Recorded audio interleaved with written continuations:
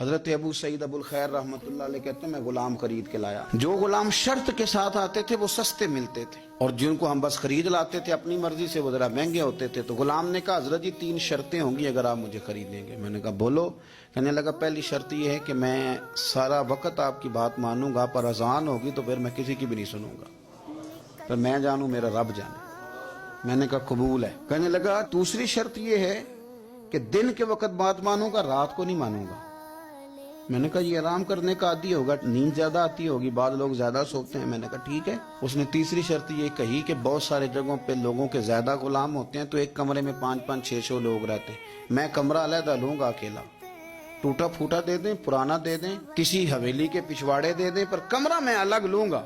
کہتے میں نے کہا یار یہ بھی قبول ہے. میں اسے گھر لے آیا. میرے دل میں تھوڑا تھوڑا کھٹکا تھا کہ یہ کہتا ہے میں وقت پر نماز کے لیے جاؤں گا، کہیں کام چوری نہ کرے، لیکن فرماتے ہیں یہ تو کام دوسروں سے زیادہ کرتا تھا اور توجہ سے کرتا تھا اور ذوق سے کرتا تھا. 2 دنوں کا کام 1 دن میں کر جاتا. فرماتے ہیں ایک رات کسی مجبوری کے لیے مجھے کوئی پیغام آ گیا، کہیں جانا تھا. میں اور میری اہلیہ اٹھے، حویلی کے پیچھے ایک پرانے کمرے میں وہ رہتا تھا. جب ہم اس کے قریب سے گزرے تو اس کے کمرے کی عجیب حالت دیکھی کہ زمین سے آسمان تک نور ہی نور. ہم نے جب کان لگا کے سنا تو وہ رو رہا تھا اور کہہ رہا تھا مالک میرے ذمہ نہ میرے آقا کے بھی حقوق ہیں، اس لیے میں سارا دن تیری عبادت نہیں کر سکتا، صرف رات کو کرتا ہوں. مالک اگر میرے ذمہ تو نے یہ ڈیوٹی نہ رکھی ہوتی تو میں سارا دن بھی تیری بارگاہ میں حاضر رہتا، میں قرآن کی تلاوت کرتا، میں تیرے محبوب پہ درود و سلام پڑھتا، میں یہاں آ جاتا تیری ہی بارگاہ میں، پر میرے حقوق ہیں. اللہ وہ جو دن کی میری غفلتیں ہیں وہ معاف کر دے. حضرت فرماتے ہیں بڑا ذوق بڑا شوق. ہم نے جہاں جانا تھا گئے نہیں، واپس آ گئے. رات ہم نے اس کو مداخلت کرنا اور تکلیف دینا مناسب نہ جانا. صبح کی نماز کے بعد میں نے طلب کیا اور میں نے اسے بلا کر کے کہا کہ میاں تو آج کے بعد آزاد ہے، ہماری کوئی ذمہ داری تیرے اوپر نہیں، تو سارا دن قرآن شریف پڑھ، درود پاک پڑھ، اپنی مرضی سے چل. کہنے لگا کیوں؟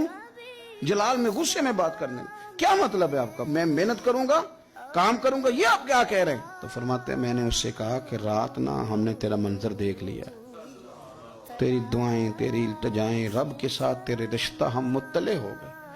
کہتے ہیں ہم نے یہ کہا تو اس نے آسمان کی طرف دیکھا، پھر نظر جھکائی. کہنے لگا مالک تو نے تو راز ہی کھول دیا. یہاں لوگوں کی جعلی کرامت مشہور ہو جائے تو وہ کمائی نہیں کرنی شروع کر دیتے، تویز دھاگے کی دکان نہیں چل جاتی.